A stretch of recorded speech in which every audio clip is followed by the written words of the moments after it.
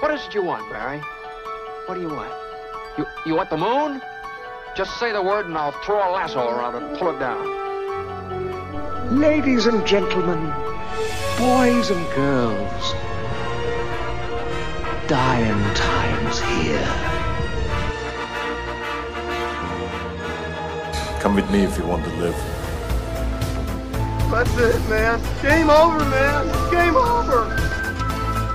The Force will be with you, always. Ladies and gentlemen, welcome back to 20th Century Geek. I'm your regular host, Scott Weatherly, and today I'm wading into the swamp with a friend from the Comics in Motion Network. Matthew, hello, and welcome to the show. How are you doing? Hello, good morning, or afternoon. I'm fine. Yes. How are you? I'm good, mate. I'm good. Yeah, you're coming at me from across the ocean. This is another one where the time zones are working out. Yours is early morning. You've got your coffee there ready to face the day, and I'm early afternoon. But yes, thank you for joining. Before we start, though, we're going to jump in and we're going to be talking about Swamp Thing, 50 years old of the Great Green One. But before we do that, do you want to introduce yourself, your podcast, and give it a little pop so the listeners know where to go? Sure. My name is Matthew Lloyd, and I have a podcast on the Comics in Motion Network called Classic Comics with Matthew B. Lloyd, and I cover comics basically before the Silver Age. So all the Golden Age, pre-Golden Age stuff. Sometimes it's a newspaper strip. Oftentimes, so far, it's been stuff that's a little obscure, although I have done some things well known like Captain America, Human Torch, Submariner, but Miss Fury and Catman are things that you haven't really heard of before, and I try to cover some of those because of my own interest in either them because I know about them or because I've always wanted to know about them. So I figure if I'm going to learn, I'm going to share also. Yeah, no, your show is great. Being a 20th century geek myself, there have been several of your episodes that have driven me off to either Comixology or other sources. Like, oh yeah, that sounds fantastic. I'm going to go have a look at that. So it's a wonderful show, and so I recommend people go check that out, especially because I think some of the ones you have talked about, like you say, it's early doors of characters that they either know, or even sometimes it's sort of like, you know about this character, but like here's an earlier iteration or a version of it. So right, yeah, it's a great show. Thank you. Today we're jumping a bit ahead of the sort of the golden age. This is going to be sort of, I suppose, Bronze Age really of the comic. The comic history. 1971 is when we're going to be starting. It's the 50th anniversary of Swamp Thing's first appearance. Now, when I was setting this up, and I think I'll set this as my stall to begin with, Matt, so we can talk about this. But I was debating this in my head as I was setting this up because Swamp Thing #1 isn't until the following year, 1972, and it's a different kind of Swamp Thing. So I feel like I'm cheating a bit. What are your thoughts on this? Because he appears in House of Secrets issue 92, July 71, and it's a sort of an anthology story, isn't it? Really? So right, yeah. I think it's fair to start there because that's the initial concept of the character. The what I've read from Ween and Wrights, and they were just doing a story in an anthology, and that's what they did, and it just hit, and they got a lot of great response from readers, and DC actually wanted them to keep doing the series, and they were like at first, we're not going to do that. They really wanted them to do a series on it. We're not going to do that. And they kept coming back to him. Come on, you sure? It's done well. It's sold a lot of issues. It's gotten a lot of discussion and response. And I'm pretty sure it won an award, if I remember correctly. I think it did. Yes.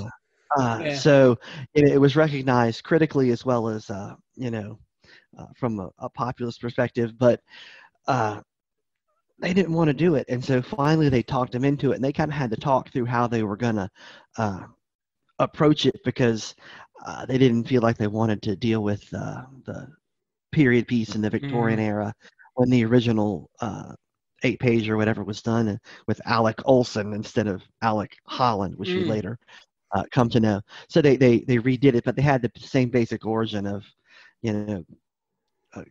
chemical and going into the swamp and coming back. And I guess the original story has that just sort of really tragic ending where he's lost everything, and all he is this swamp creature that has no outlet, or It's fascinating because the first one it's like a gothic horror story, isn't it? It is. It really is. It's a tragedy in that sort of sense of the Alec the First is killed, and it's sort of, again, it's like a supernatural story because by the force of will he comes back as a swamp thing, and it's to take revenge on and present himself to his wife as well, his former wife, his widow. And he is the swamp thing. Like, it's not, he's not a character, he's not a hero. It is literally just it's this sort of supernatural tale, I suppose, akin to something you'd expect from sort of like Edgar Allan Poe or those sorts of things. Exactly. It is good. I like the original. I like that first story. But like you say, I can't see it. It'd be it'd be difficult to sell as a series. Other than just, I don't know where how they would have gone with it unless they just did the same kinds of stories in the period setting. As I was thinking about things for this show, and I was going through my head and rereading some stuff, I finally stumbled across, I think, maybe the first time I read Swamp Thing. And I actually it's that story, believe it or not, an old DC Digest from the early 80s, where they reprinted. It was an Origins issue. So there's like Dr. Fate and the Atom, and then Swamp Thing. And it's the original 8-pager. Wow. So I actually, it's possible. My memory on it is hazy because I feel like I've known Swamp Thing for a long time, like way back to when I was little. But I can't find an old comic that I could go, oh, here's Swamp Thing number 15. I had that, Yeah. But I've had to have read it somewhere from somebody. But I know the first one that I still have is that Digest, and I thought it was real curious that my first meaningful exposure, let's say, was the original 8-page story, because it's not. It's almost like it's a separate character essentially. Even though it's the basic concept. Yeah, and it's that because I think for me, reading that story is research, not for this show, but like in general. Like, my first exposure came a lot longer later on. Mine sort of was probably was the Alan Moore. Was actually a trade paperback I picked up in a second-hand bookshop, and I think it was like volume 4. So it wasn't even the start of the Alan Moore run. It was a real sort of like later on. And I was like, oh, this is quite cool. And then they say, as you get older, you look into it, and sort of I've gone back and watched. I've read that original story and then read the Bronze Age stuff. And now that like DC are collecting those things, I've got the first volume of the Bronze Age Swamp Thing stories, and that's in sort of like, here's your intro, and then then there's what and then you go, oh, then this is the character I know, sort of the Alec Holland story. But like you say, it's an interesting because they basically it's one of those weird things where, as you say, the DNA of the origin is there. Like they've kept that thing of a person coming back from death after an incident, and then trying to reclaim their life. But like I say, they've clearly updated it. So I mean, the redo of the origin is Alec Holland and his wife, scientists in the forest, and they're working on. It's like a growth serum, isn't it? Really, it's sort of. They call it a biorestorative formula. That's it, yeah. And the idea is that it'll make plants and stuff grow in inhospitable conditions. Yeah, so you could potentially plant a desert with. Yeah, exactly. And then they like I say, it's this funny thing of like 70s businessman and his thugs turn up and are like, we want this, sell it to us. Yeah. And then they don't, so they blow it up, which is clearly good business planning. But it's pretty brutal. Like it is. I went back and I was looking through. I was just sort of flicking through the Bronze Age stuff, and I was like, that origin, like you've got literally like Alec, his wife and this thing, and then like when the explosion goes off, like him charging out on fire, and I was like, yeah wow, like this is during the Comics Code era. Like they were still sort of trying to adhere to it. Must have been pushing the boundary a bit. This has to be right around the time where some of the restrictions were lifted. Like, you remember when, obviously I don't mean do you remember, like, when you were a kid and this happened, but do you recall where they were talking about, at least at Marvel, where they lifted some of the restrictions and then immediately Marvel came out with Tomb of Dracula, The Monster of Frankenstein, and Werewolf by Night? That's like right around the same time. So they had to have lifted the restrictions so that you could have a little bit more gore and horror, because you couldn't show blood. You couldn't have anything that depicted a vampire or a werewolf or anything like that. So this has to be right at the same time, and DC struck with Swamp Thing. Yes. Oh, it feels like it, because this leans into, I mean, this has a feel of that classic monster kind of story. The Ween and Wrightson issues have that feel of like classic monsters without having the classic monsters in them, but you do get like Arcane and all of his creatures. Patchwork Man almost looks like Frankenstein's monster at times, so it's not like you're exactly right, and it's all of a sudden in Central Europe instead of the bayou in Louisiana, and it's classic monster territory for the films and such of that nature. I have to say, reading that one of my favorite things, because the art as well, like the story is good fun. I like the stories, and it's got it's got some stuff, but the Bernie Wrightson art is phenomenal, like absolutely phenomenal. He's great. He really is. He's one of those He's one of those artists of that era that is right at the top. Him and Steranko and Neil Adams. No matter what you may think of Neil Adams' later ideas about the world, his art is just off the charts. And Wrightson is right there, but he leans into that horror art that is. Have you seen his Frankenstein? Yes. That thing is dripping, literally dripping with the viscera and gore and all kinds of amazing. But one of the things I love about this run is they clearly lean into that, and that's like you say, it's set in the bayou, and you get some other bits, and they're like, we've got Bernie doing trees and moss. How can we get him to a castle? Exactly. How do we? I know. Let's take him all across the earth. let's have Swamp Thing hang off a plane for halfway around the world.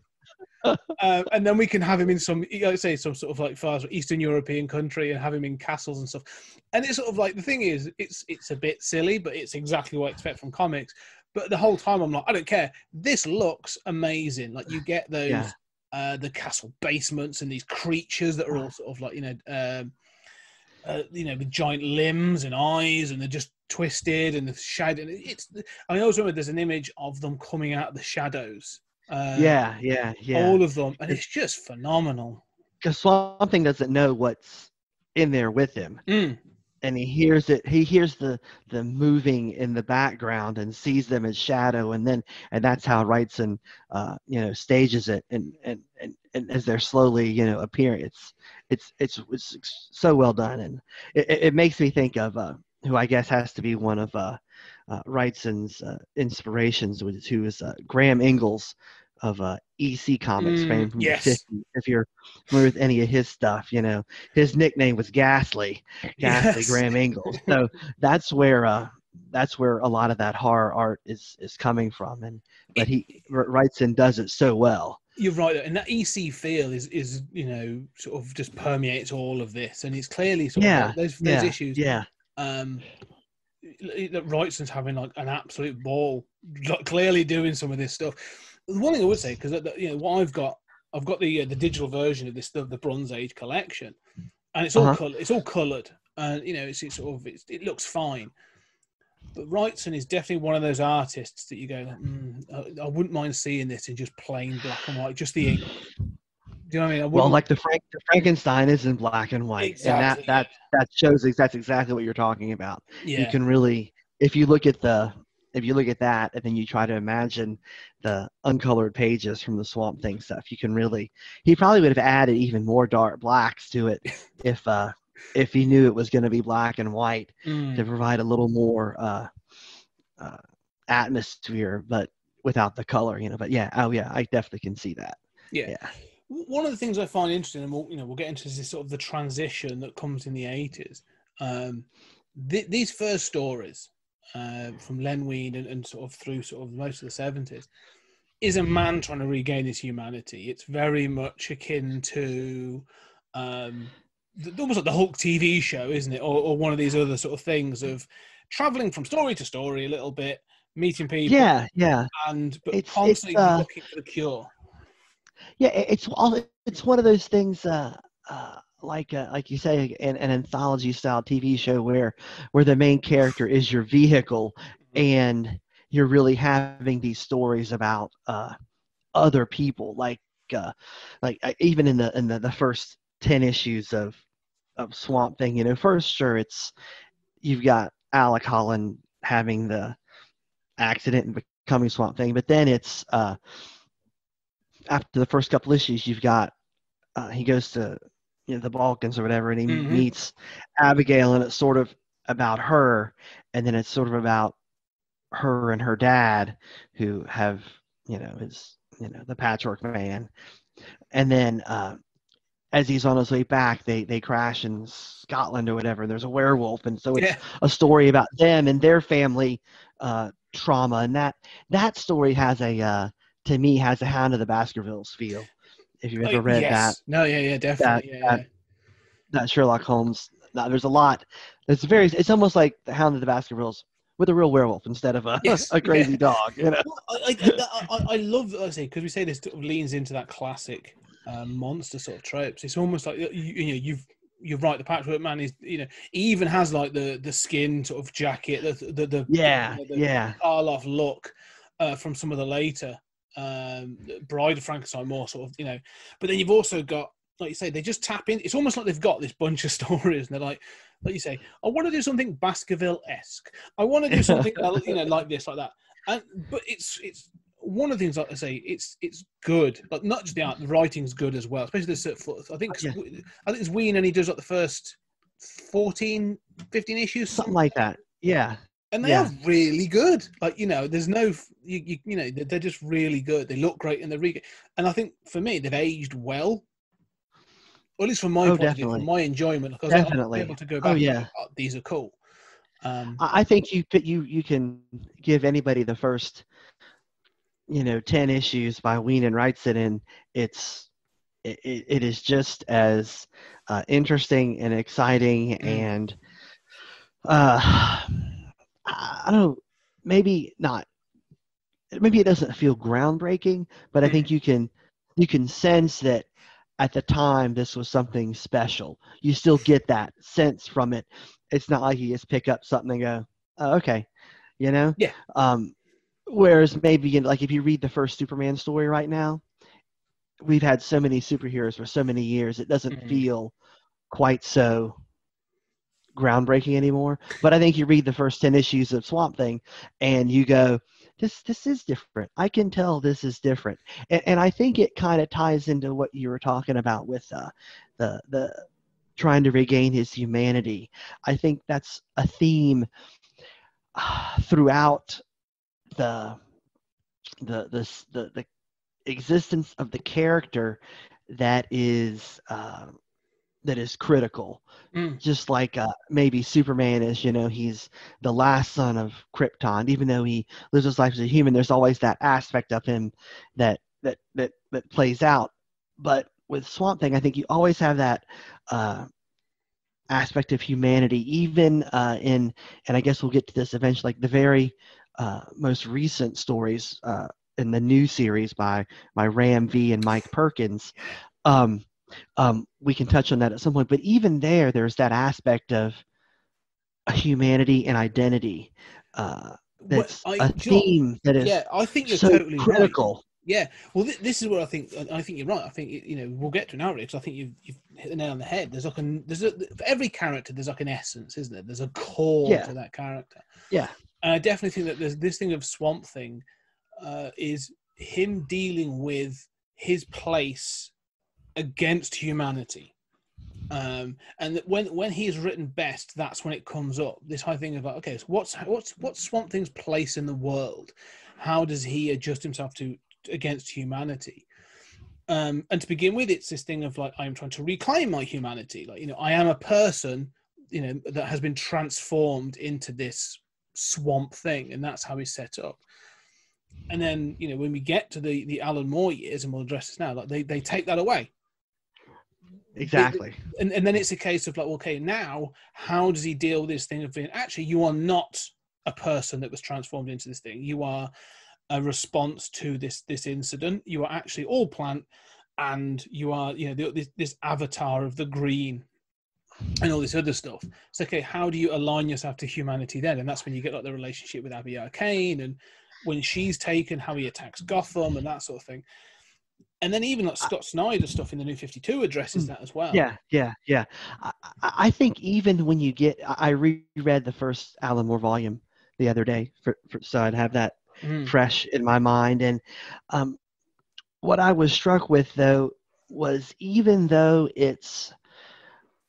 he in that first volume, he struggles with trying to figure out, well, I have the memories of a human, but I'm not human. But I think what Moore is doing there also is bringing up the idea of what is identity and soul, and how can something be human?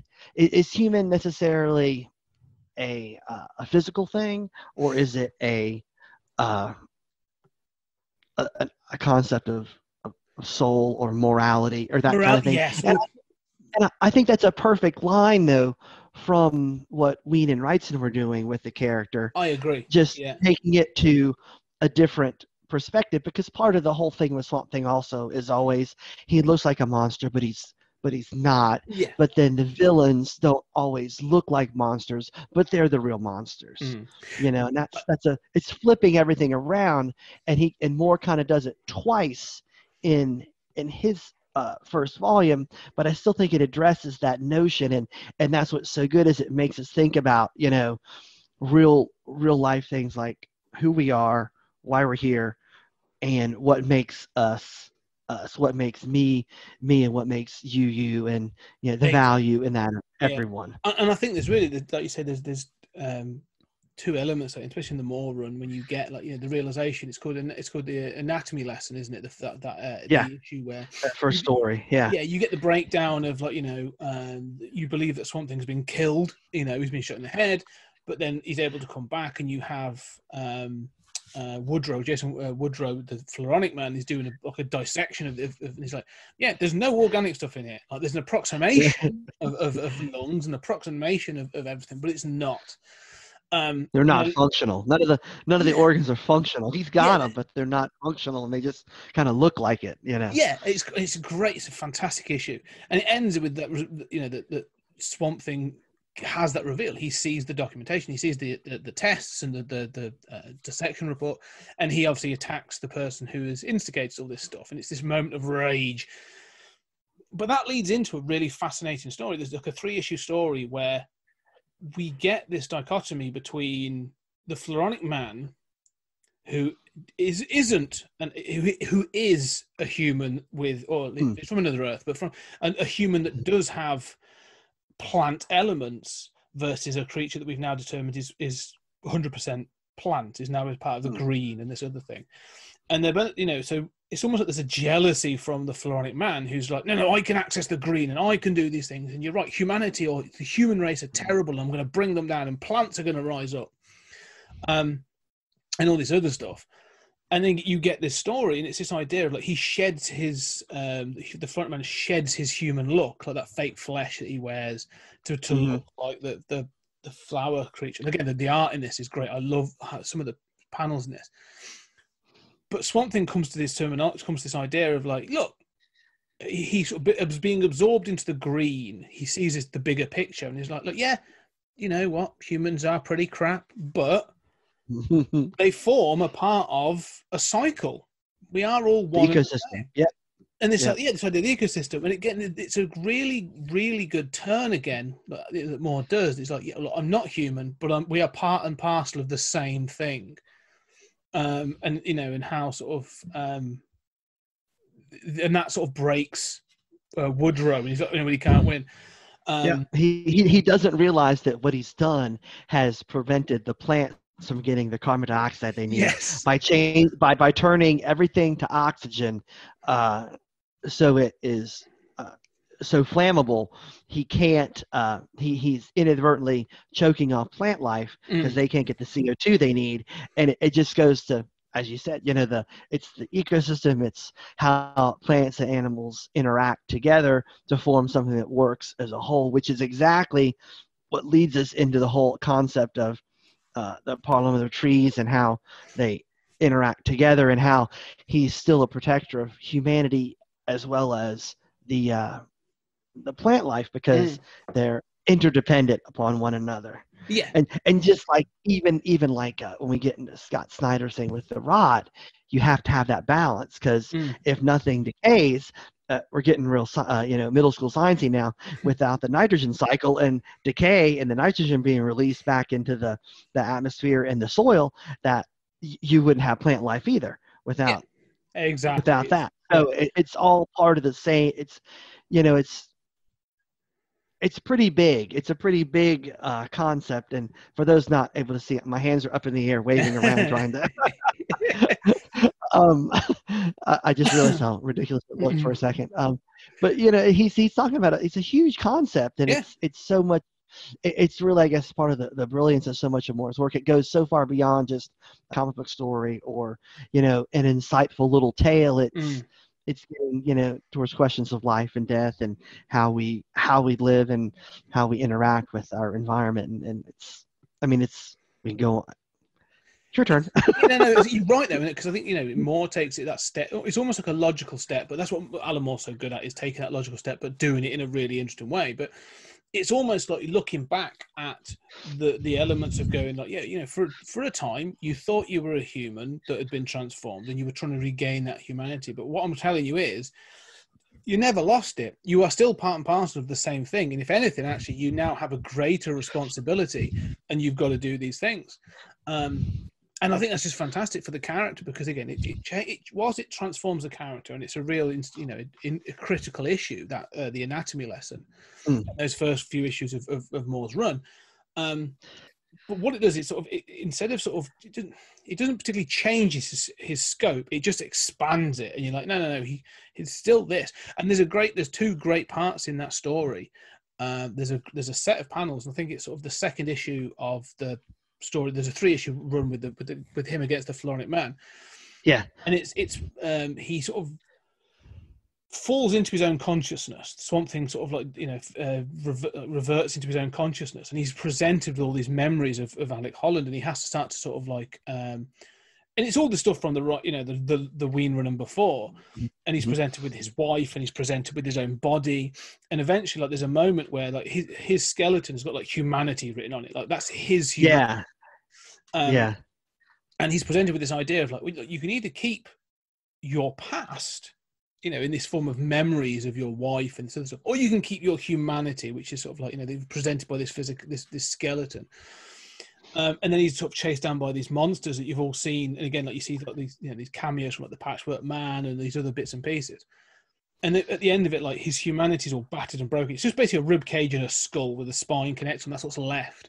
And there's a great line that says sort of like, whilst I might be battered and I might be bruised, or I'm broken up, and that I'm still what you're looking for. I'm still the thing you're chasing.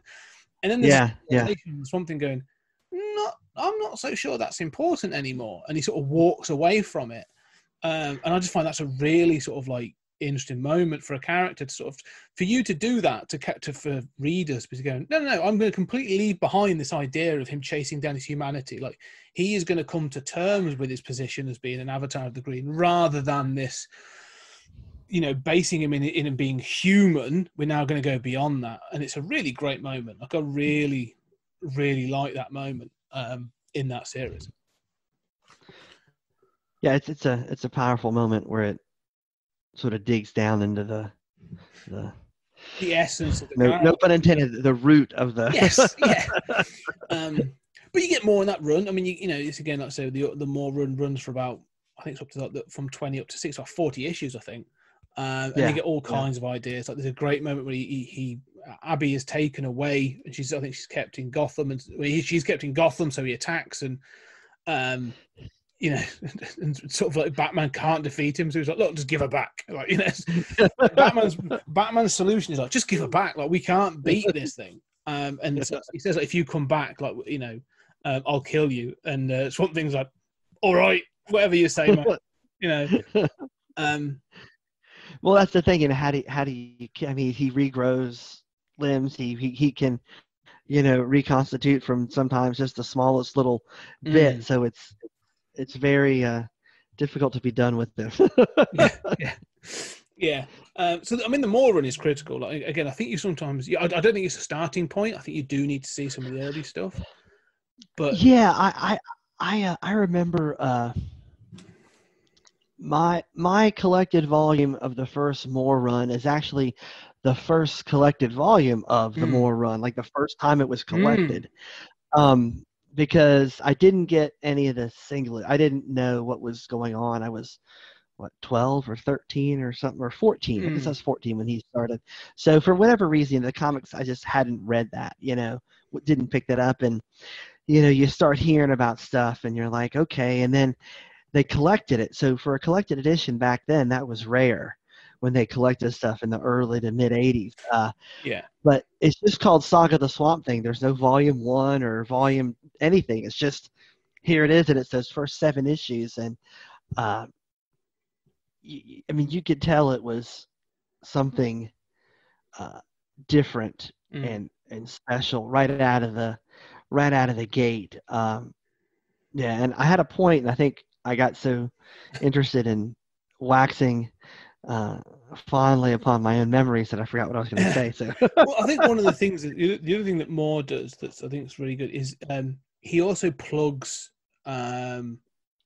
Swamp Thing more into the DC universe as well. So, yeah, he does. That's true. Especially the magical element. You know, he creates and introduces John Constantine. And then he's like, oh, okay. And now through this character, we're going to sort of have the, Etrigan and the Stranger and Deadman and all these other characters sort of like, so Swamp Thing sort of becomes part of the dark, magical part of the universe. And it sort of slots him into that, which is another great piece of, world building I think he does.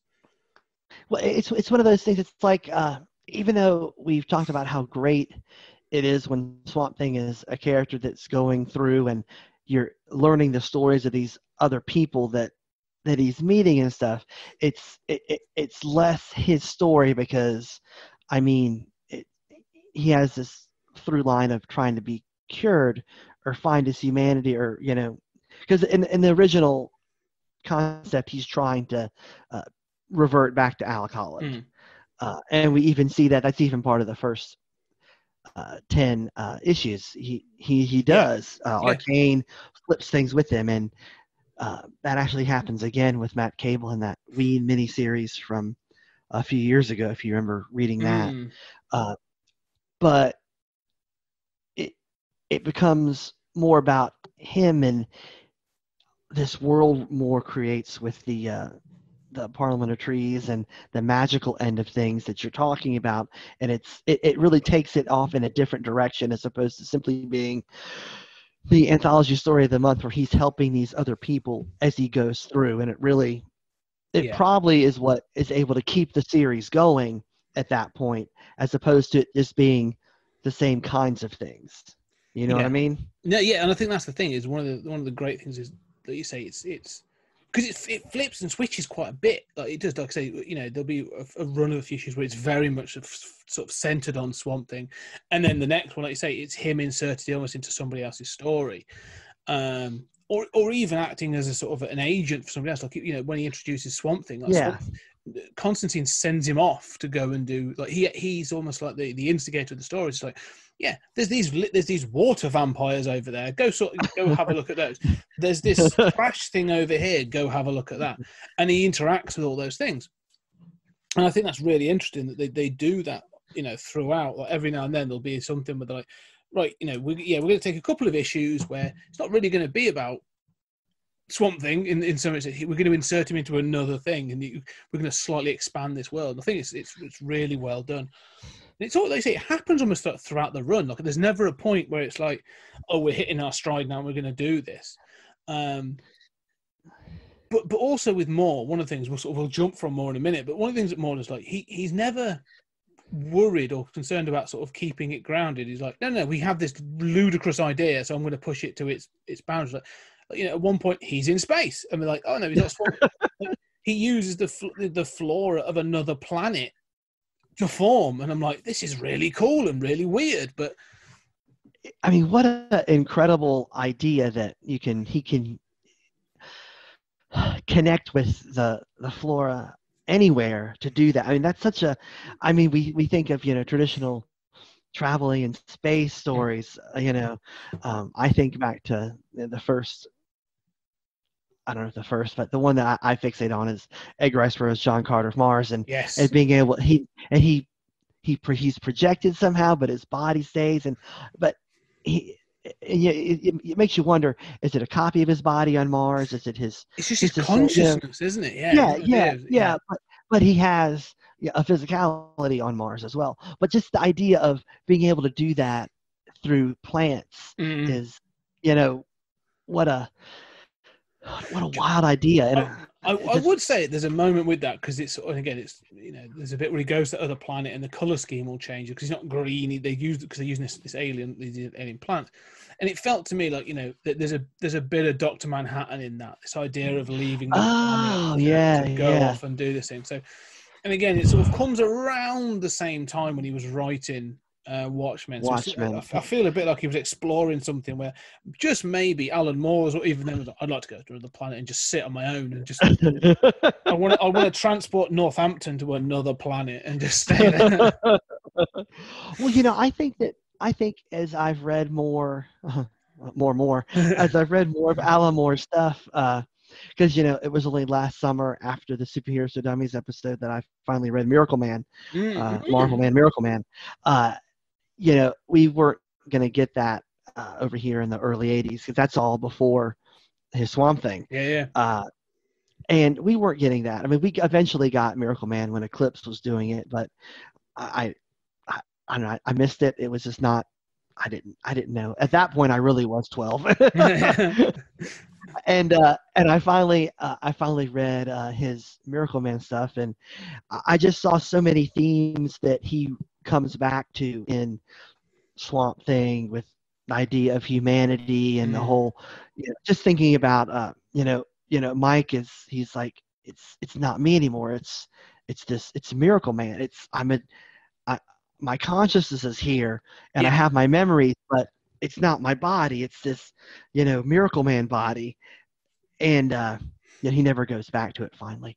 And then also the idea of the superhero or the problem of the Superman, which is something that is part of Watchmen. And you can see Moore's, trying to work through all these ideas in Miracle Man, and then it comes back again in his other stuff. I just think it's like writers do that. They have certain things they want to write about, and they keep coming back to them and exploring them in different ways and trying to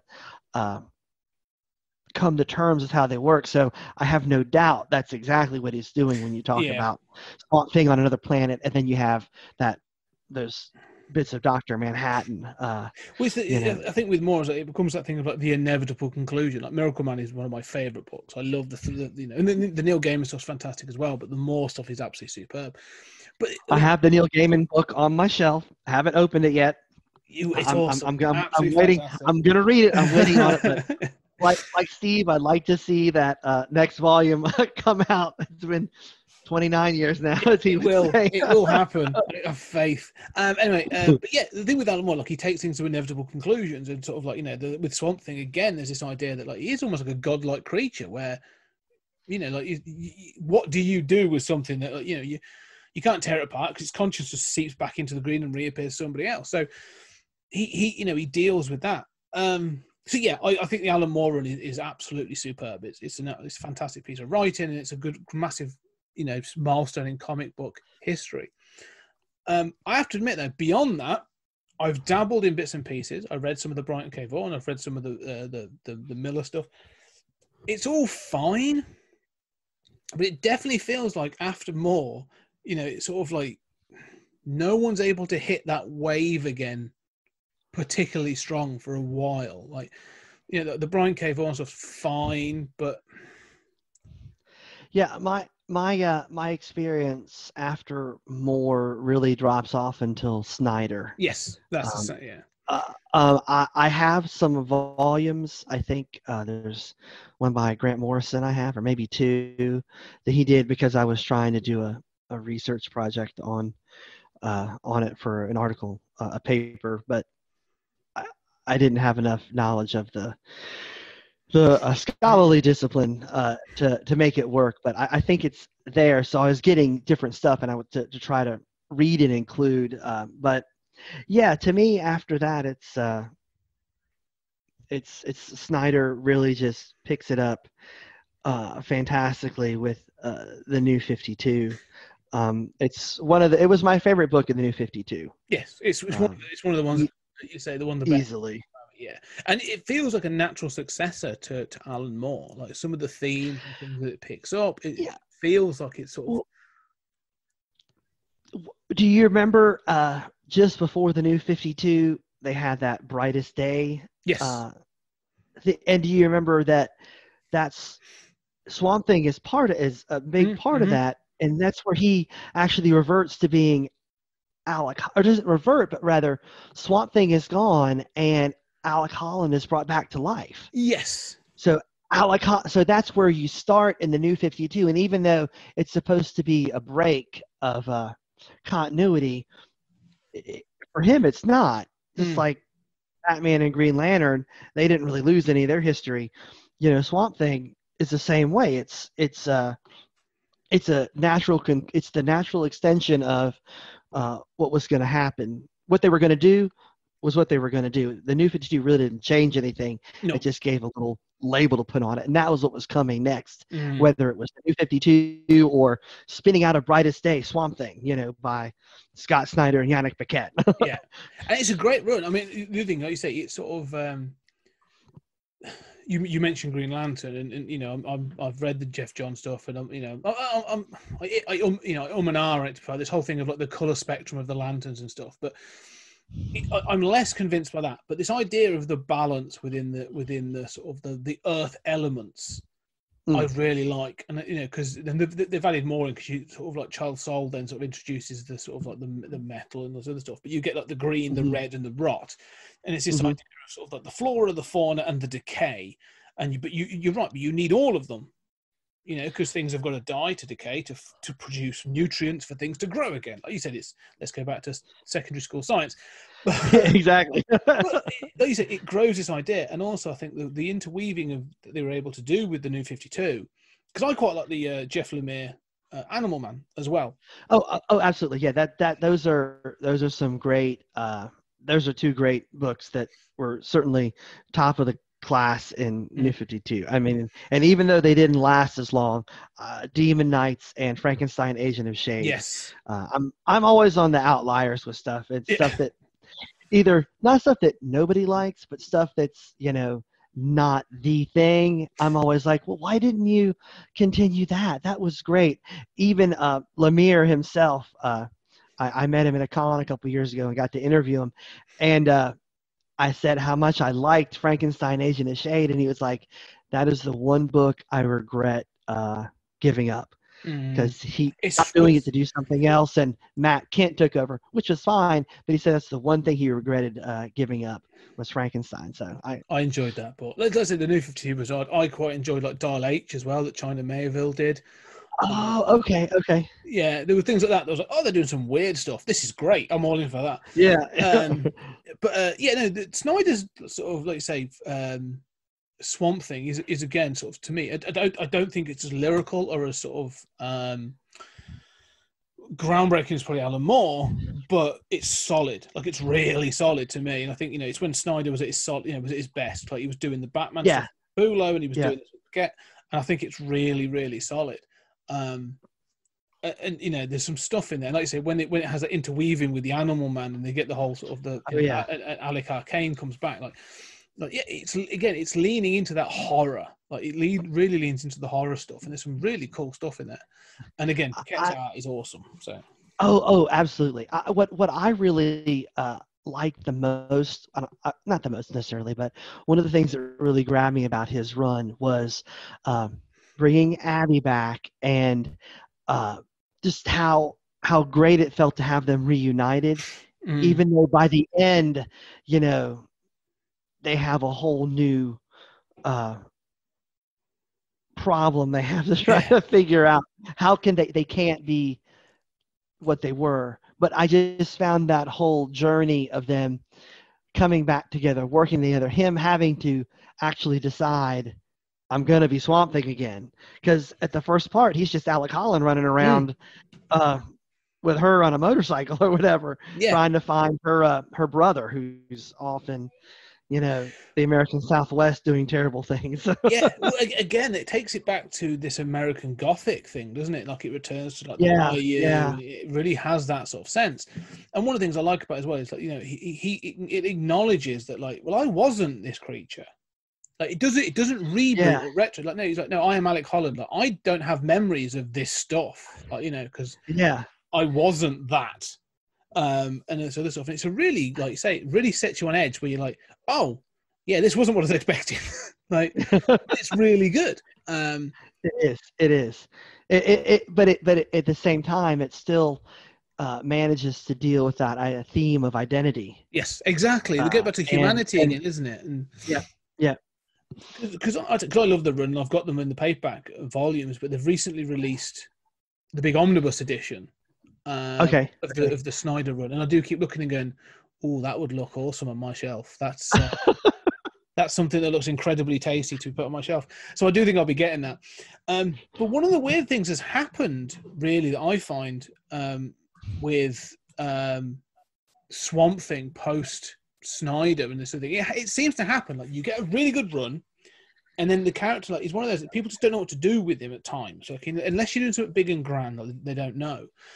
And he sort of fall into the background. Like I like it when he turns up, you know. And I've seen him appear in things. And most recently, he's obviously been in Justice League Dark. Right. I'm loving that run. You know, again, it was, you know, James Timian. I'm just going to look. I've got one myself. James Timian wrote the first bit. Yeah. And Ram V's now sort of picking up. But Swamp Thing was just like a part of the team. And he was no different. He's just like, I'm here and I'm green. You know, I'm mean, I'm green, and I can kick ass for you. Like that's he doesn't have any sort of like purpose beyond that. Like he's no longer the avatar for the green, so he just sort of becomes the muscle. Literally, that he just becomes. He becomes less interesting. You know, and I like the big dark book, but he doesn't feel like the Swamp Thing we've had before. Did you get to read any of the Swamp Thing stories in the Swamp Thing Giants that they had that were... I haven't read them yet, no. Started out at the Walmart here in the US. They never got released physically over here. Okay. So, yeah.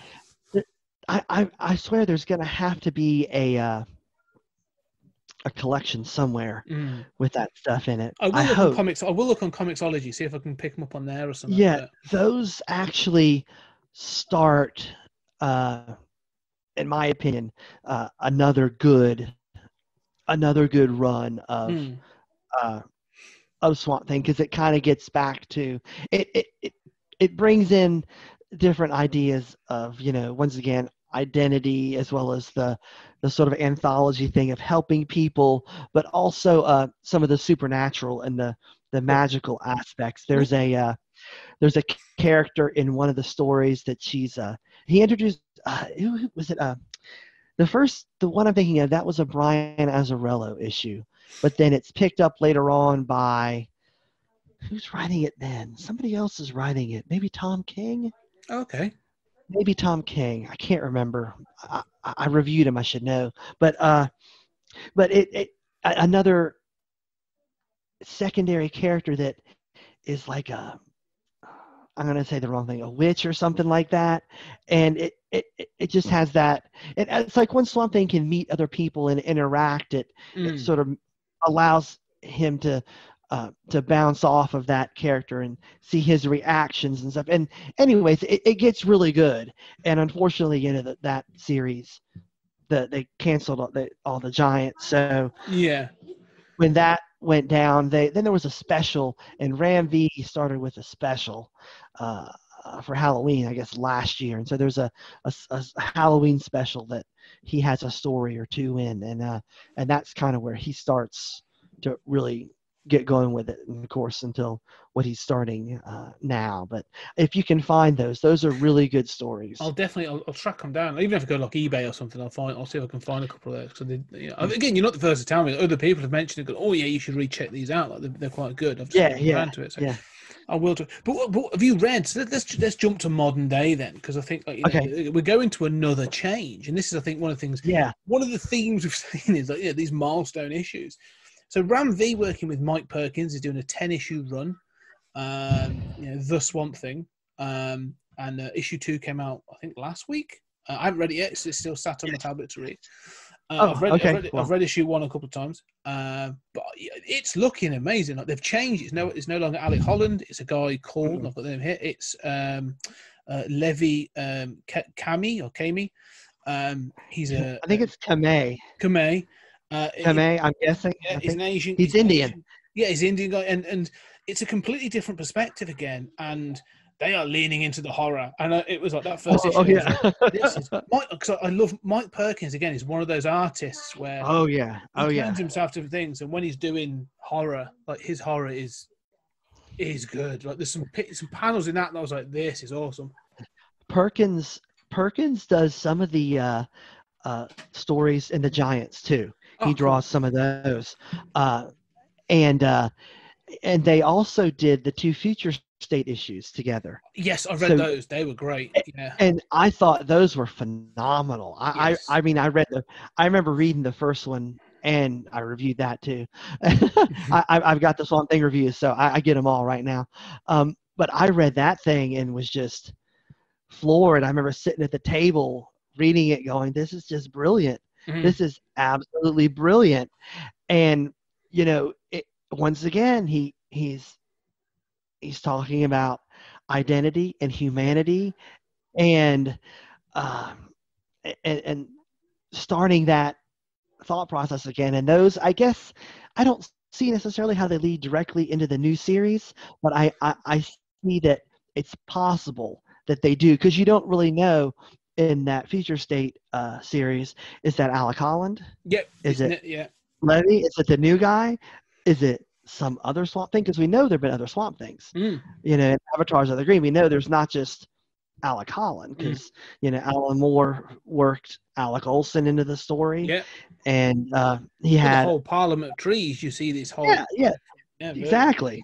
Yeah. Well, one of the things I loved about that because it's a 2-issue run. Again, I read a little bit of Future State. I dipped in that, and to be honest, that was the only one where I was like, I'm reading the rest of this because it's great. Like the rest were, I'm fine, but that one to me stood out. And again, 2 issues. Oh yeah. And again, it's that thing of like, and I haven't really read much of Ram V. I've read bits, little, when he's done sort of backup stories and other bits, but. This 2 issues. It's just 2 issues, and it's a nice sort of closed story. You get enough information, but again, it leads you into a point where you're like, well, do you know what? I haven't got all the information, but I'm definitely going to read more of what he's writing. Because this is sort of kicking me off. So yeah, it was excellent. I really enjoyed what they wrote. And like you were saying, that the first issue of the main series that he's doing. I just wish it wasn't a mini series, but maybe that's the way to go. I don't know. Maybe a 10-issue run where it's just phenomenal, as opposed to an open-ended series where you just don't know how it's gonna, what's gonna happen after V's done at 10 issues. Who knows? But let's see. Yeah, let's see if the sales are big enough and it gets enough critical acclaim. Maybe that 10-issue thing will drop away, and we'll see. But yeah, as I haven't read the first issue, the second issue yet, but like I said, the 2 things that struck me, and you were right, they're coming back to this idea of humanity, because it's a new guy sort of like having to deal with this thing of like, I can't control this transformation. Like, this thing happens, and when it does, there's a scene in it when he is sort of taken over by the transformation, and they make it look painful. Like it looks, like this isn't just sort of like this isn't like a superhero thing of like, I'll dash to the nearest phone box and change into my sort of superhero. This thing engulfs his body in a really sort of like horrific way. It's a traditional monster movie transformation. Yeah. Like when somebody turns into a werewolf or something like that, and they're transformed. American Werewolf. American Werewolf in London was my go-to. What I'm reading this, I'm thinking like, this is where like my head's at. This is where I'm hoping their heads at. Yeah, like it was really cool. So, it feels like it could be something special in the Swamp Thing. Absolutely. And it's exciting to be at the start of that, getting on the ground floor, sort of thing. Yeah, and just wait till you read issue 2. Yeah, no, I'll be honest with you. I've been trying to plow through a run of something else, so I've just sort of got behind a few. But I finished last night. I've been reading Chew. I don't know if you've ever read Chew by Rob Gilroy and what's it, Layman, Rob Layman and John Layman, Rob Gilroy. I'll just look at that. Fantastic. That's another thing we'll talk about one day. But I've got that. So I've now finished that. Like I've got a backlog of a couple of sort of Singlishes I'm going to catch up on this evening. It just feels like again where I'm like, I'm excited for a comic and I'm like, I can't wait to find out what's happening next. So it is something a bit sort of special, I think.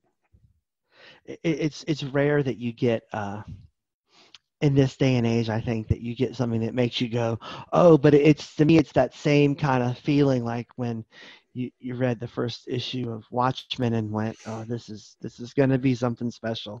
This is different. This is going to be, and I get that same feeling from, and I don't know if it's just the depth of the character or that it just connects on such a basic human level. It doesn't feel like it's, I mean, sure, it's just supernatural, this, bizarre swamp creature thing, but it feels like it's just a guy at one point, it feels like it's a guy having a problem, but it's an extreme problem.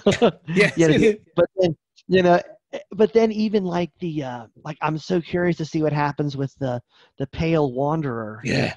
That I think he's got to be part of the Rot. Like that was my guess from the first issue. Part of the Rot.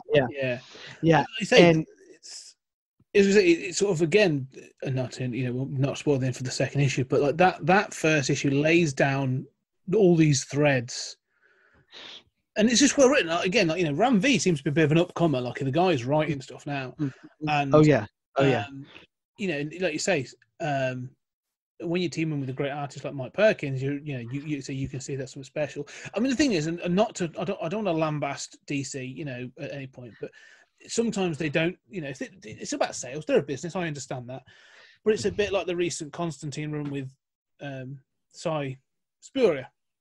Okay, that was great. I read, that was another one where I was in, and I'm like, I'm 100% more and more behind this. It was awesome. Like, every month that turned up, it was the first thing I read. And then they were like, yeah, we're cancelling after 12 issues. And you're just like, why? Like, this is just like, why are you doing this? Like, everyone's raving it. Everyone's seeing this. Like, people are raving. Like, what is going on? But again, I just don't think enough people are reading that at the moment. Yeah, I don't want to get too way far off topic, but I do question what they do a lot of times. I mean, certainly they're my favorite shared universe company, but I do wonder. It's like for me, Robert Venditti's Hawkman was just phenomenal. I felt like it was the second coming of James Robinson's Starman, and that he was going that direction, and he had the opportunity to build that kind of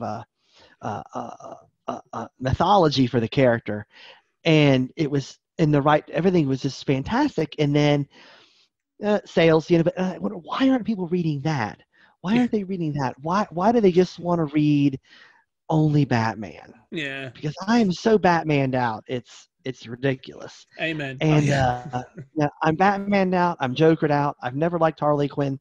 So when they got to throw her in every single issue of Batman, guess who's not reading Batman? Yeah. Me. But like something like that, and then then there are other gems that you come across. You're like, why isn't this? They get a big name writer to take over Superman, who shall remain nameless, and it's terrible. And I have a reputation about that. And it's like, why are you doing this? It was so good, and now it's not. But I just, maybe that's going to be the advantage of having a 10-issue run, is they're going to give him 10 issues. Yeah. Sells well, it gets the right, extra sales and trade or whatever, then they'll bring him back for a volume 2. Who knows? Maybe it's a new publishing model. I don't know. Maybe, like I say, maybe it's not a bad thing to do that, because if they do know you've got this many issues, you are pitching an arc or you're pitching a story, and it's going to take this many issues. Oh well, you're going to get that many issues, but we're not going to give you anything beyond that. So, but if it sells well and it does really well, yeah, we'll talk about it.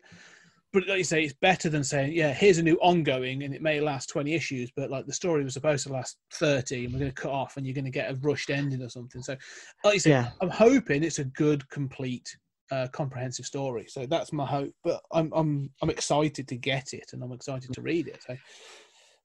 And it doesn't matter that it's not Alec Holland either. I think that's one of the interesting things that if you're maybe a casual DC Comics reader or a casual Swamp Thing reader, and you think, oh, I've heard this new series is good, I'll dip in, and it's not Alec Holland, you might be like, oh, what's going on? I don't understand anything. It's so well done, it doesn't matter. Yeah. I mean, and the art, like you said, and even I even had to call out the colorist, Mike Spicer, in my review for the last issue. It's so good. It's just so atmospheric, and the colors he chooses fit the scenes so well. Just the palette value, the values in the colors he chooses are just so good across the board. It's like it's a team working at top board. I think that's the thing. They're all working their A game. And you're right though. I think this is one of the few characters. I think one of the things with Swamp Thing is he works well through adaptation. Like when they have thrown changes in, like it's not like there's a core to the character, as we said, like this idea of dealing with humanity and this thing of a monster being either a part of or adjacent to humanity and how that relationship works. But Swamp Thing is the essence, and I think because of the work that Alan Moore did of expanding the world back then, of saying like, yeah, there's this greater world, like there's the Parliament of Trees and there's the Green and all this other stuff. Like it gives you this ability to say, well, yeah, there's a character called Swamp Thing, but it's not like Batman where you go, well, Batman is Bruce Wayne, or where Superman. That was my exact thought. That was my exact thought, because it exists in the Swamp Thing universe. It is a Swamp Thing. It's an avatar of the Green. It's a different character, but we can move on. And it's no longer it being. Well, the thing is, it wasn't Alec Holland for almost 20 odd years. Like, so it doesn't make a difference. It's a new version of a character, but it's So and the fact that those future state issues, as you said, were fascinating. The fact he'd created these other this family of floral beings. The fact that you and I both said, well, yeah, we didn't know if it was the Alec Holland version, like the Alan Moore version, or is it Ram V's version? Like, who is this? Doesn't matter. It's a really well told Swamp Thing story. Yeah, it doesn't matter. It does not matter, because the themes and the essence of the story are not reliant upon knowing which version it is. It's everything else about it that's important. And I if we're just going to talk for a minute about that, those scenes where it seems like it's zooming in like a microscope with the dialogue, even, or the captions, where he's talking about forming the capillaries and everything about and you can tell it's definitely riffing off the idea of human organs made of plants, like we get in Moore's take in the anatomy lesson.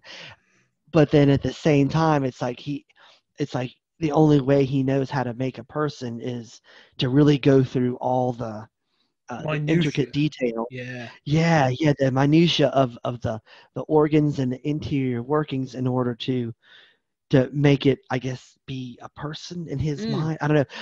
To me, there's a whole lot more that could be done with that 2 issues. It's almost a shame it was only 2 issues. Because I would have kept reading that even if it was 6 or 7 or 8 or 9 or 10 issues. That I would have. It was so good. I would have kept with that. It didn't. And the ending. I'm not going to spoil anything, but the ending. Oh my god! Even as like a 2 issue, yeah, exactly. Like, yeah, this is 2 issues. Like, but I was so invested in it, and so the ending. Again, I'm not going to spoil anything, but it's a real emotional ending where it's a real, not so much a gut punch, but there's almost like an epilogue, like a little bit of an epilogue and sort of some dialogue, and it's this reveal, and it's like, bloody hell! Like I think so. Ramvi gets the character, like he gets the essence of what this thing is. And that's why I'm so excited for this run. And to be doing it again for 50, like I said, for him to be doing it on the 50th anniversary, again, feels special. Yeah, it does. They should have put that on the cover. 50th anniversary. Yeah, there you go, DC. We're giving you some free there, some advice, But yeah, I'm interested to see where it goes. And like you say, I'm hoping it'll maybe feed into that. There'll be some sort of tail off into that. They've done it with others. This future state is setting a template for some other rubbish I'm not that interested in. But this is one of the areas Yeah, me too. A lot of other rubbish I'm not interested in. That's the one problem with me with future state was that there's too many things that they introduced in it that I kind of went, And I quite honestly, I was so disinterested in future state. I really only read the issues that I was going to be reviewing for DC Comics News. So that meant I got Swamp Thing, and it was great. Yeah. And I got Teen Titans, and the first issue was interesting, and the second issue I thought was rubbish. And then the Suicide Squad was just kind of like, no thanks, I don't need this. Yeah. So at least I got one good thing out of it. Yeah, exactly. Well, I read the Swamp Thing one, but the other one I read was Batman Detective, and the only thing that attracted me to that was Dan Mora on art.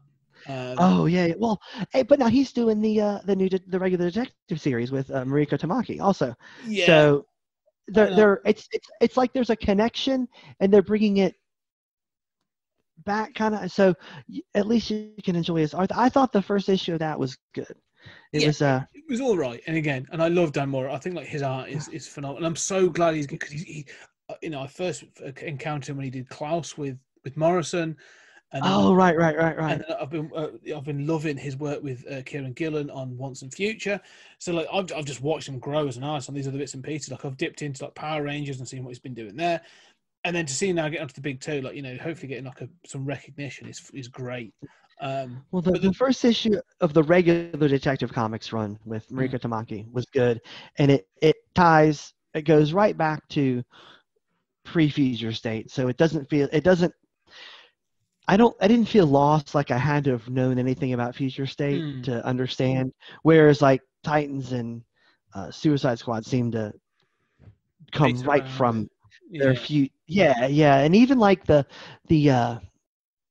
Superman books are trying to play with John Kent as being the Superman now and suggest stuff, but I'm not. Anyways, separate story. But yeah, I think you'll be able to enjoy that Batman detective comics. I may dip into it. I'll see. But anyway, back to Swamp Thing. So I think we'll round out. We've come up to modern day. We've covered those 50 years. I think we've highlighted the stories that we love. But I think there's one question. If someone was going to come up to you and was sort of like, okay, what should I read? I want to read some Swamp Thing. Where would you direct them? What sort of thing would you direct the people to? I'm of two minds on that. I would almost say this is your chance right now to get on board. Go buy last month's Something #1 by V and Perkins. Go ahead and buy that, and if you like that, I'll tell you, I'll show you some more stuff. Or I would say you need to start at the beginning with the first Bronze Age trade and read the Wainwrights and stuff, and then after that jump to the first Alan Moore trade. Yeah. That's kind of how I would do it. Yeah, I think you're right. I think there's sort of like, if you just read the first 10 to 15 issues of the original run, that sort of Wrights, and you can then jump straight to maybe include a little bit before to sort of see why he's in the state. Well, even issue 20, actually, I think sort of like Alan Moore did before the anatomy lesson gives you that justification. I think you can do that. I think you're right. I think there's almost like milestone runs, aren't there, really, where you go, yeah. Wrights, Ween and Wrightson, Alan Moore and the different artists, Snyder, and then pick up with V and Perkins. I think you could do that, and you get a pretty good overview. And I wouldn't start with Snyder simply because it helps to know where you're coming from. Because why? Because it's not that it starts out in medias res, but Alec Holland is a person in that issue. So it's like, what? It's confusing. It would be confusing without knowing, I guess, the previous continuity to an extent. I just wouldn't pick to start there, even though I would definitely tell you to read it. I wouldn't start there. No, you need some of the context and the history for that. And I wouldn't start with Moore as the first thing either, because then you're going to be really like, you're missing, if you don't know that he was Alec Holland and he fell in the swamp and all that stuff, and you had all that backstory, you miss the impact of him learning that he is just a plant. Yes. You know what I mean? The gut punch of that issue, the reveal of that issue doesn't have the impact that I think it does if you've known the trials and tribulations he's gone through, believing or understand that he is a transformed human rather than what he actually is. Yeah. I remember reading that. I remember the first time reading that issue and being, he's what? He's a plant? I remember turning the pages back and rereading that section just so I understood that I read it correctly. Because, of course, growing up and knowing something about the character, he's a guy who falls in the swamp, yada, yada. He's cut mutton. And then, of course, because that's all after the movie also, that first movie.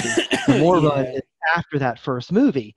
So you've also seen it on screen at some point. So if you don't have that knowledge, that you miss the impact of what Moore does with the character. Exactly. I agree totally. 100%. You need that context. You mentioned about the films. I hadn't really mentioned them, both Swamp Thing and Return of the Swamp Thing. I wouldn't recommend either of them, if I'm perfectly honest. They're fine. I think Wes Craven found his groove a little bit later on, shall we say? But I did with Dave and Chris. I did a Swamp Thing episode with that. So actually, I still have fond memories of the first Swamp Thing movie. I think it gets a lot right. It may not be, stellar special effects. It may not. It's certainly. I mean, we have to remember it's all pre-Alan Moore. Mm-hmm. Also, it's before Alan Moore. So you're not going to get any of that aspect of the character. But I think it pretty faithfully does the original origin, and it approximates some of the themes of humanity and identity. Is it the best movie ever made? Absolutely not. But is it enjoyable, and does it translate the spirit of that early run? I think it does a pretty good job of it, to the point that, having seen it as a kid when I was 12 or 13 when it came out, I can, it's one of those things I can go back and look at and still feel the same way I felt as a kid. Whereas some movies you can't go back and feel the same way. I know what you mean. It's one of those films. If you've watched it at the right time, in the right place, you'll have a nostalgia for it. I'll admit, I have the same nostalgia for Howard the Duck. I know that's a terrible film. I outright know that's a terrible film. But for some reason, I will watch that. I'll watch that. Again and again. I don't know why. But maybe I hate myself. Maybe it's like a torture thing. I don't know. But I do like it. Weirdly, though, to touch on the films, like the second film has a real sort of like tongue-in-cheek feel to it. It's totally camp. It's total camp. And to be fair, I actually do prefer the second one because of that reason. Like it makes me laugh. It's got a chuckle. But the Swamp Thing costume as well in the second one is actually kind of cool. It's a little better. It is a little better. But have you ever read the novelization of Return of the Swamp Thing? No, I haven't. I highly recommend it because the guy who wrote it, I've got a copy of it, but the guy who wrote it read the script and was like, this is crap. I'm going to write my own story. Oh my gosh. Yeah. So he very much starts in the same place and then just goes off on one. And it ends with like Swamp Thing becoming a mountain. It has these big battles and stuff. Like it goes off on one. Alan Moore appears in it as a hotel clerk. Seriously, like it's weird to the extent where you read it, you're like they had to release it because they were contractually obliged to release a novelization, and they had very, very limited timescales. But it is not the film. It's a very different beast. Who wrote it?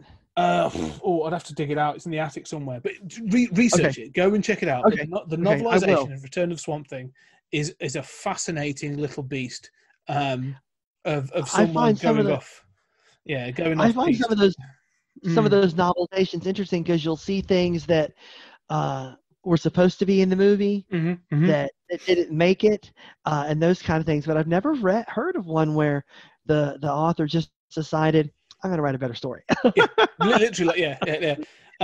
So go check it out. Well, there are others around this time. So I'd say just as a side note, the Predator novelization is based on the version of the film that had the Jean-Claude Van Damme version of the monster.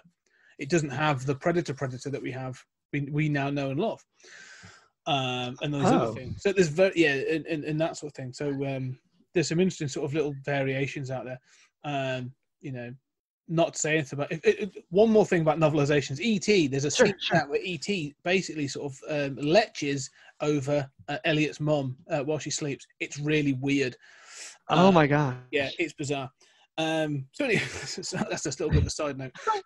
The only thing I suppose is there was the recent TV. I'm not gonna go. That's another story for another day.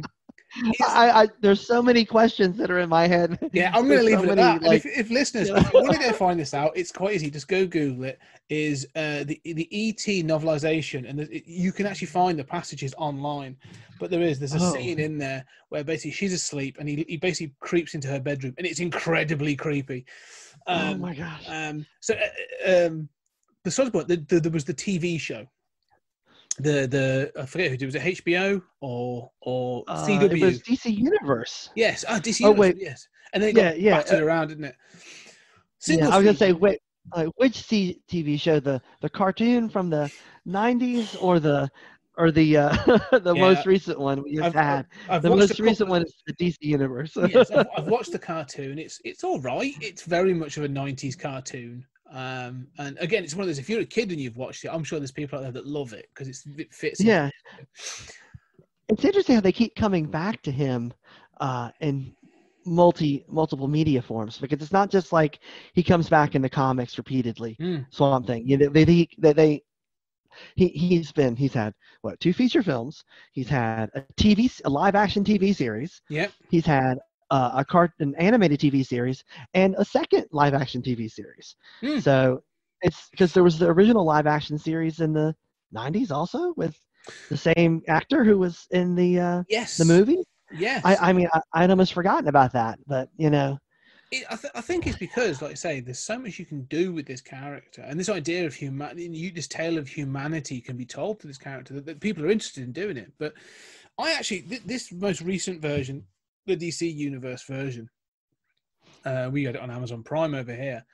Was it 8 episodes or so, whatever it was absolutely awesome. Like, again, it really lent into the horror. They had the physical, the practical effects. They had a guy dressed as Swamp Thing, and it was, they did all the stuff. And, the plants were sort of like ripping people up, and it was like, it was really good. I mean, I thought, it was clearly expensive, which is why they're the problem, but like, it was a good show. They're supposed to have it on the CW at some point. They got the rights to show the one season. Now I have not seen that because I didn't get the DC Universe. My ability and time to watch television and movies is severely limited. I am a restaurant manager, so I don't have normal hours to where I can ever sit down and go, I'm going to watch this series. And so even a few years ago when I would be able to sit down and watch, on the app, the CW app, the Flash, Arrow, and all that stuff, or even Netflix when it would finally make it there, I just don't have the time to keep up with that. I'm working on a podcast or writing reviews and stuff instead. So I just haven't made my way to that. If you get a chance, Yeah. it's worth seeing. I mean, it ends on not so much a cliffhanger, but there's a definite, like, you get the feeling that it's clear there was more to be done. Right. But no, it's really good. I really enjoyed it. And I think, I've heard excellent things about it, and everybody has lamented that it got canceled too soon. Oh yeah, it's one of those that'll be like, if we could just have had like one more season, just another 8 to 10 episodes and round it out, that would have been awesome. But yeah, it's worth seeing. So you're right that they do keep coming back to this character of, sometimes they do it in comics just to renew the copyright. Well, it's been somebody, we got to trot this character out for an appearance or a 4-issue miniseries just to maintain the copyright. But they don't have to do that in TV and movies.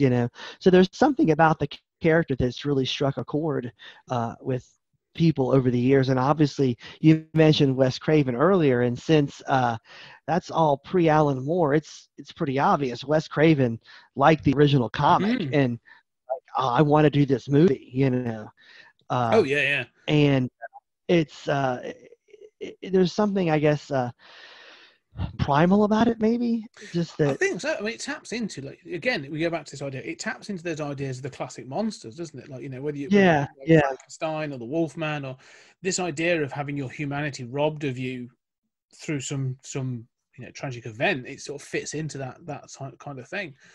And so yeah, to me, again, I think, like, if you were to get him on the big screen in some way, if they were to do something again with the wider DC universe, or bring him in, if they can do Thanos, that's what do it using right. CGI, get someone to do the mocap and all that kind of stuff, and then CGI the plant body. I think it could be absolutely phenomenal. So I guess if you could do the quality of the TV show that you just mentioned on the big screen, and I guess the sky's the limit kind of a thing as far as what you do. Not that you have to send into another planet, but you can certainly do something with the Parliament of Trees and some sort of massive epic blockbuster kind of save the world from the rot or whatever. I don't know.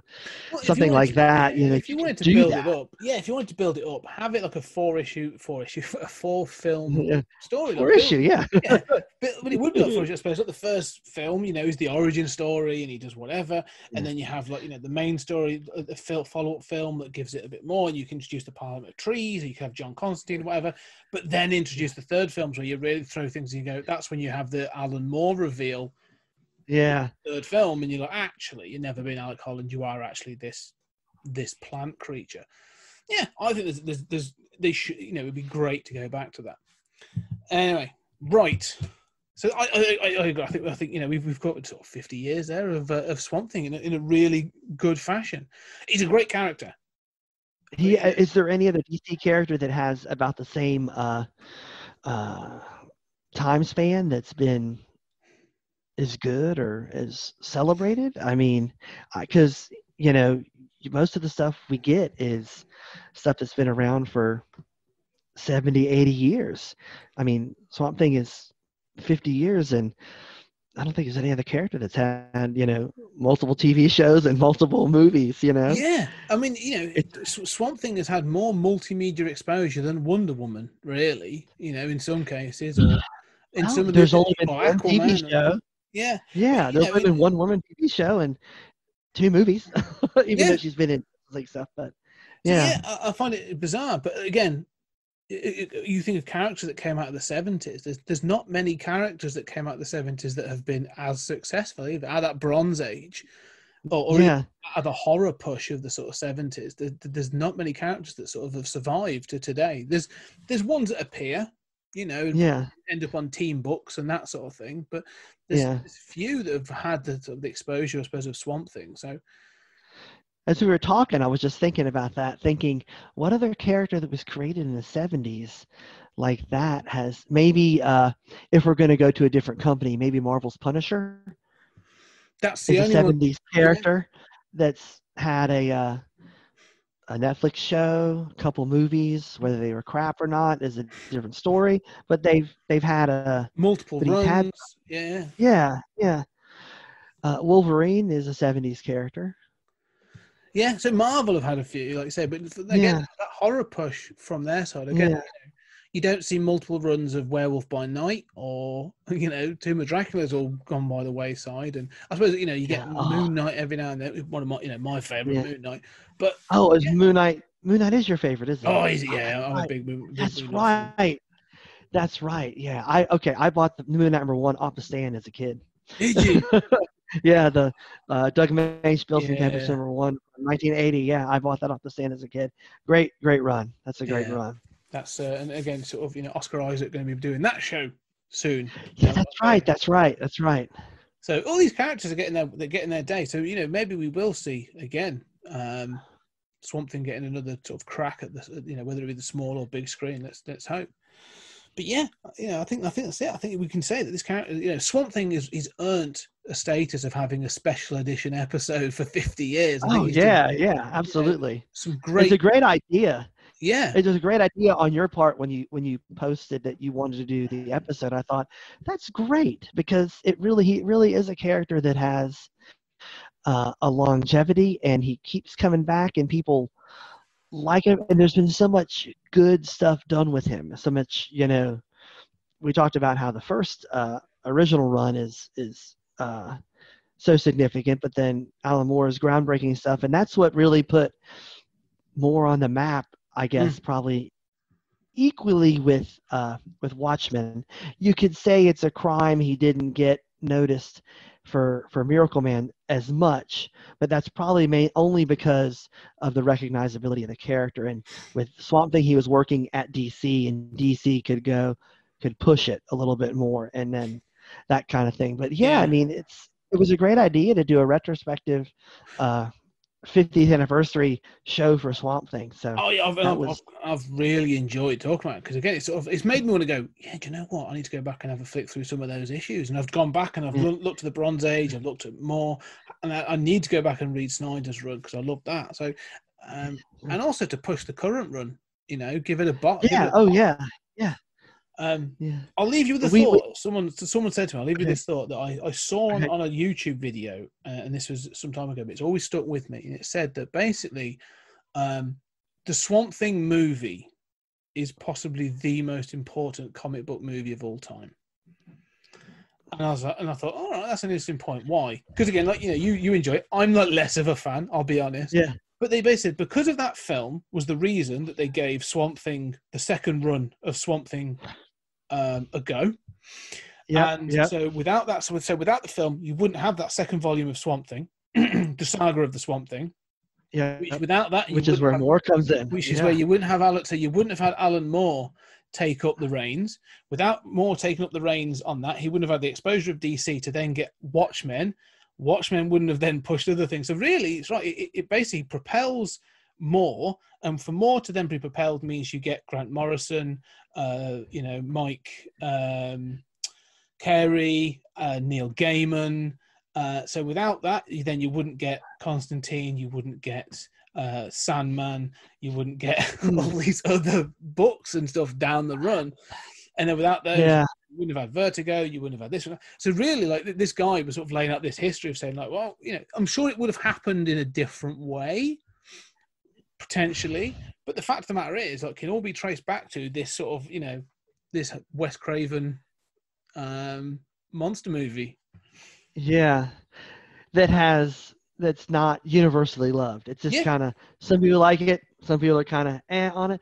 That's a great point. And I was thinking, I wasn't sure where you were going with that, but just when you first said it, what I thought was, even in 1982, what a strange property for someone to want to do a movie of. Yeah, because at the time, his series had been canceled for 5 or 6 years, 5 years maybe. When does that first thing run end? It's only like 78. I think it ends in. Yeah, it's like it's something like that. It's not around for a super long time, and then it's 4 or 5 years later we get this movie almost out of nowhere. And that's the weird thing. And that was the thing. I know when the movie came out, I knew the character, so I know I had exposure somehow.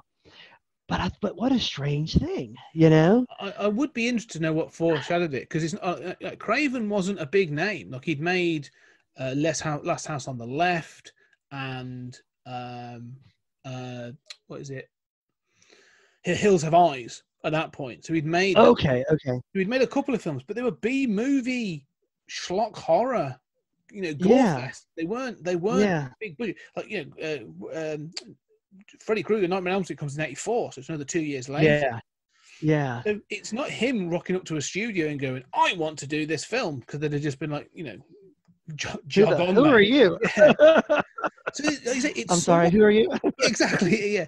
It's someone in a studio saying, "We should be doing Swamp Thing." Okay. I'm remembering the movie poster and the picture that's inside the ads in the comics. I've seen those recently because I was reading other stuff that came out at the same time. The producers are Melniker and Uslan, Michael Uslan. That's why, because they were a comic book guy. He was a comic book guy. That's why that he was the producer. What year did it come out? 82. 82. Yeah. So it makes me think about like what else is coming out around that time. You've had like the year before, you've had American Wife in London, you've had The Howling, you've probably had The Thing is 81, 82. So yeah, which wasn't a great success. Plus you just had the first two Superman movies. Yes, that's true. So you've got that going, and at that point they're talking about a Batman movie, but it takes forever to get a Batman movie off the ground. Yes. Still, it's an interesting property to jump to of all the ones. Yeah, it really is. It's I think no matter how you look at it, it's still an odd property to jump to. We're trying to justify it, but I don't think there's any real way of doing so. You're just sort of like, no, it's just an odd choice of all the books you could have done.